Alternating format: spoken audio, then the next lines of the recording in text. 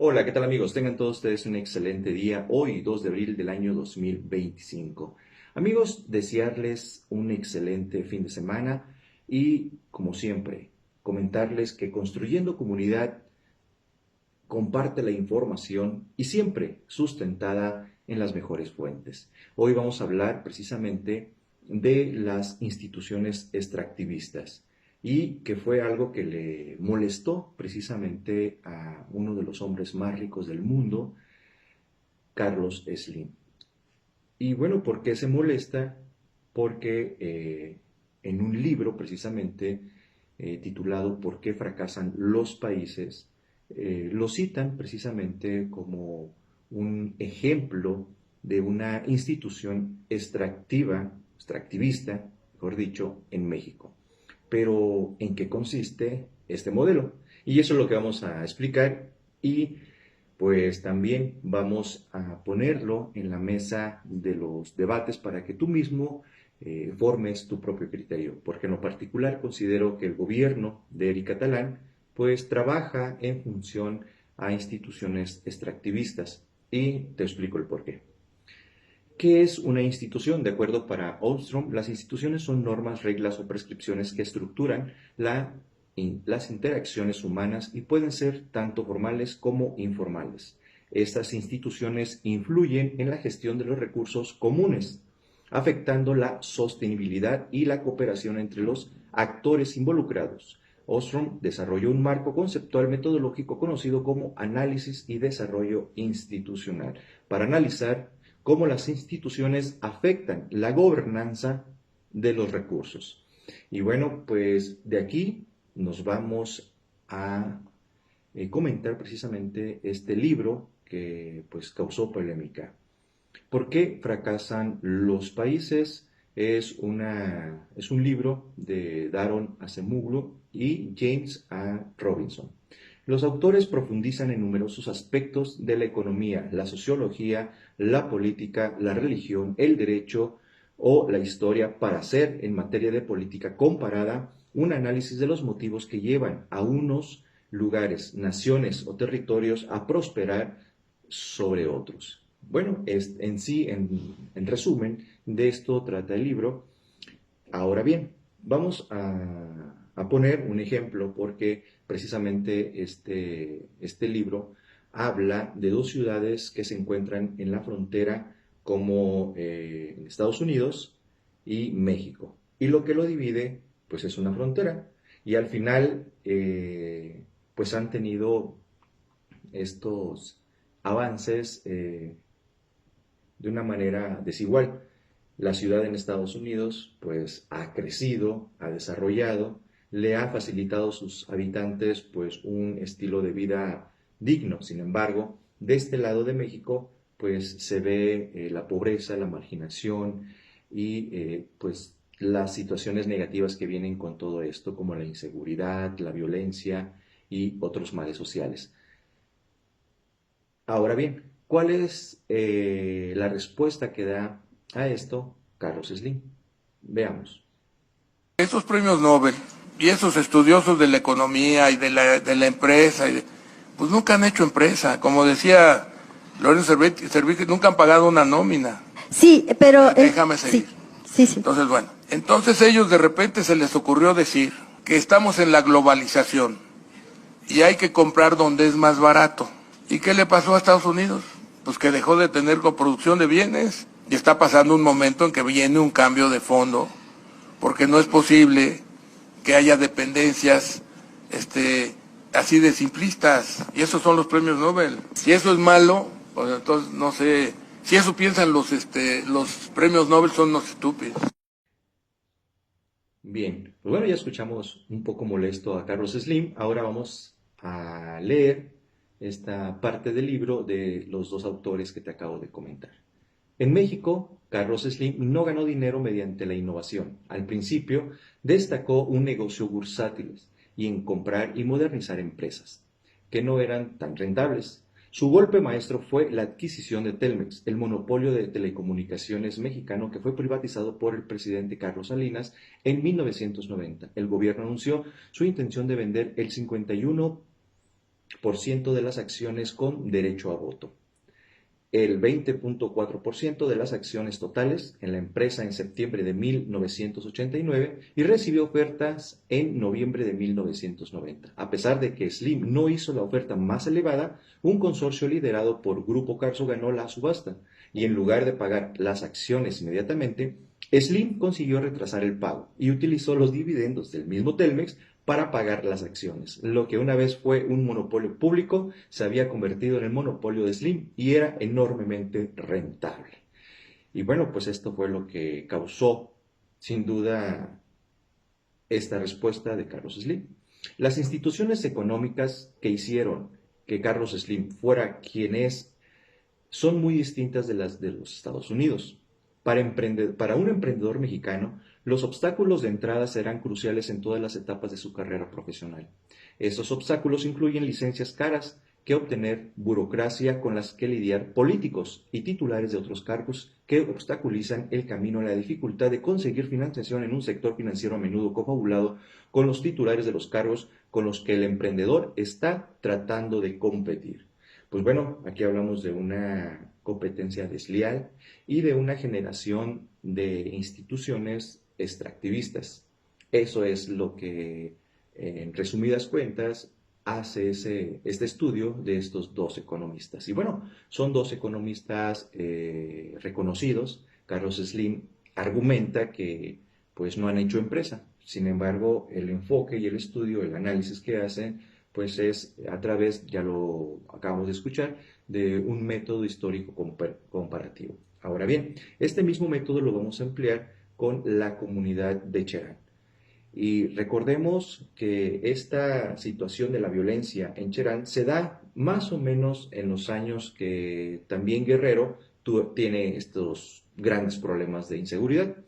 Ellos alrededor del 2011, y recordemos que en Guerrero en 2014 también estalla toda esta serie de situaciones de violencia en donde se descubre cómo el crimen organizado pues se estaba incrustado en los aparatos de poder. Entonces, esto nos va a permitir generar una comparación de las instituciones que generó esta comunidad de Cherán y a comparación, podemos decir, de Iguala. Iguala, pues desafortunadamente no generó un proyecto de transformación, de cambio después de las situaciones negativas, como algo que pudiera a la sociedad de alguna forma generar un parteaguas y pensar en una nueva sociedad con nuevas instituciones. Pero antes veamos qué es lo que nos comparte el Financiero. Cherán tiene el captador de agua de lluvia más grande de Latinoamérica. El municipio michoacano construyó en 2016 este ambicioso proyecto de ecosustentabilidad para hacer frente a la violencia de los cárteles de droga. La captadora se encuentra en el cerro Cucundicata, con capacidad de 20 millones de litros de agua y provee a más de 800 familias. Fue construida por habitantes de la zona y profesionales especializados, administrada exclusivamente por habitantes de Cherán. Con el agua de lluvia se distribuye a edificios públicos, escuelas, casas y también a una planta purificadora que a diario produce 150 garrafones. Sin embargo, durante su historia, el municipio ha padecido fuertes embates medioambientales que marcaron su lucha. En 2008, México atravesaba una seria crisis de violencia entre narcotraficantes y fuerzas armadas. Uno de los botines más preciados de esta guerra en la zona era la madera del municipio y sus tierras que eran taladas para cultivo de aguacate. Ante esta situación, Cherán instauró su propia red de guardabosques. Personas armadas que protegían sus tierras del acecho de los talamontes, que al día bajaban entre 100 y 200 camiones de troncos de pino. En 2011, ante la desprotección estatal y frente a las amenazas de los cárteles, sus habitantes decidieron crear un sistema normativo propio. Ahora para la comunidad, el medio ambiente es una de sus principales preocupaciones. Se han reforestado más de 12,000 hectáreas de pino, se instauró una política de cero basura y se prohibió el cultivo de aguacate en la zona, debido al gasto de agua y su relación con el crimen organizado. Hoy en día, Cherán es un ejemplo de organización, impulso de proyectos ambientales y cuidado de los recursos naturales en un contexto de sequía a nivel nacional.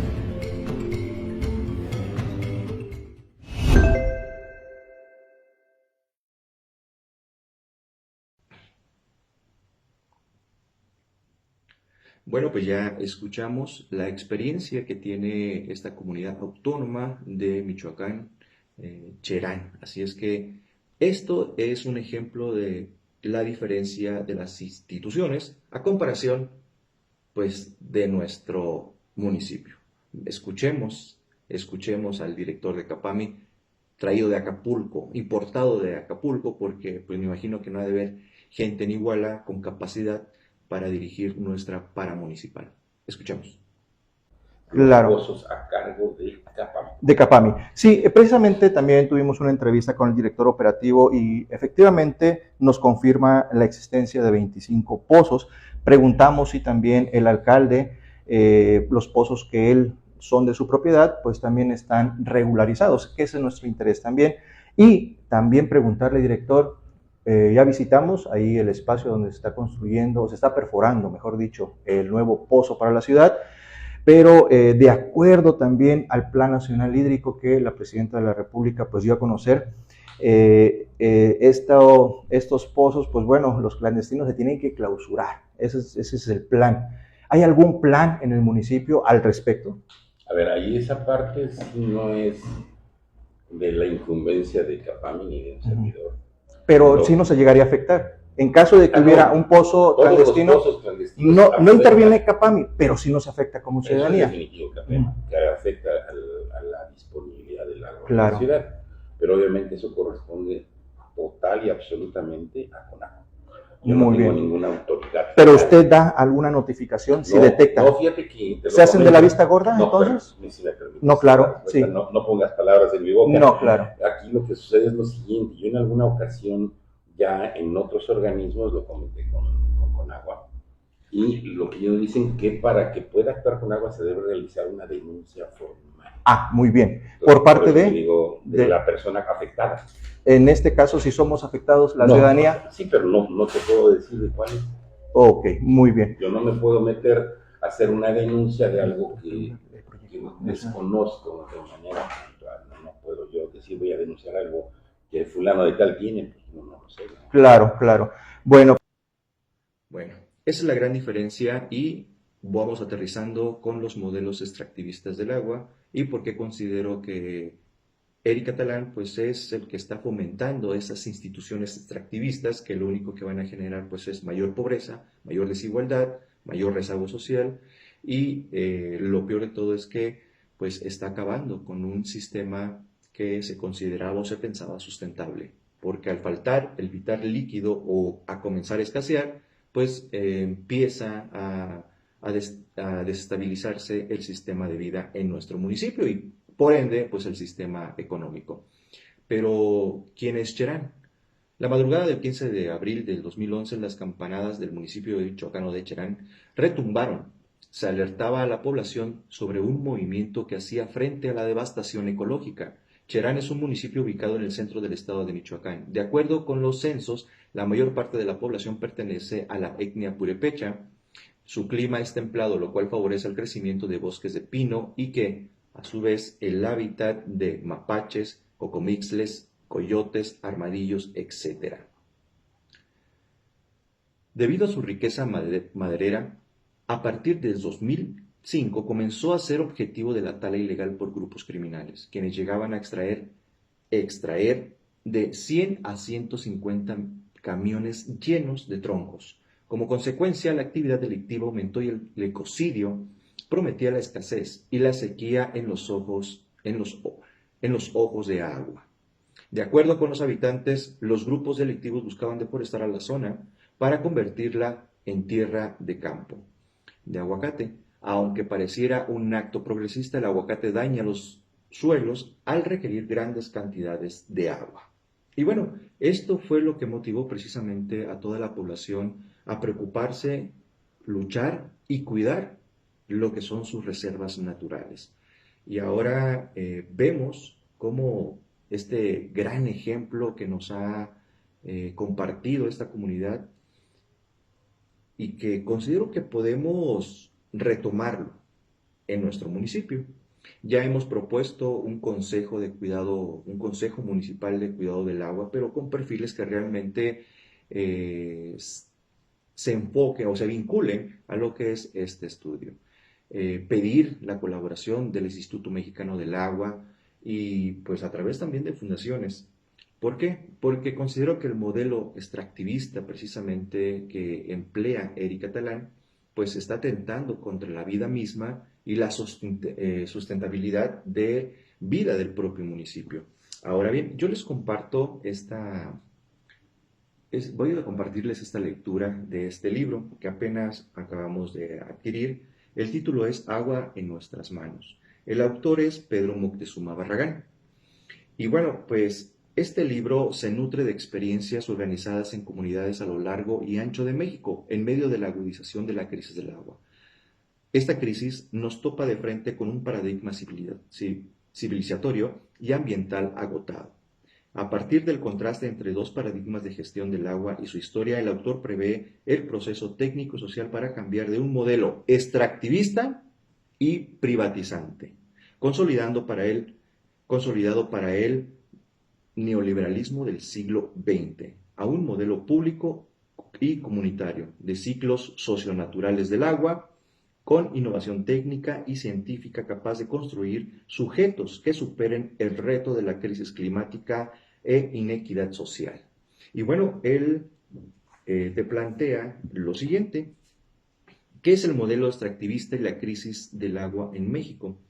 Los problemas hídricos en México se han agudizado cada vez más como producto del paradigma extractivista, impuesto desde una lógica de dominación neocolonial y de acumulación por despojo, cuyos antecedentes, por cierto, se remontan a la conquista española, la imposición colonial de dinámicas centradas en el saqueo y el atesoramiento rompió la gestión de los ciclos naturales para dar lugar al dominio militar y la devastación de los ecosistemas y los sistemas productivos de los pueblos para favorecer la sustracción de recursos y la exportación mercantil con beneficios para la metrópoli. Bueno, pues estos modelos extractivistas precisamente pues vienen acompañados con todas estas narrativas que nos comparte el modelo neoliberal. La idea es explotar, sacar, pero no estamos contemplando el futuro de las próximas generaciones, en donde, pues bueno, yo creo que sería bueno parar un momento y reflexionar en torno a que si Iguala está haciendo una gestión responsable sobre lo que es el vital líquido. Y de no ser así, pues yo creo que ya hemos tenido un ejemplo a nivel nacional en donde solamente la ciudadanía preocupada por sus propias necesidades va a ser la única que va a gestionar el agua de manera responsable. Así es que, pues espero que esta información, amigos, sea de su agrado y también de utilidad para las próximas tomas de decisiones que tú hagas. Hasta la próxima.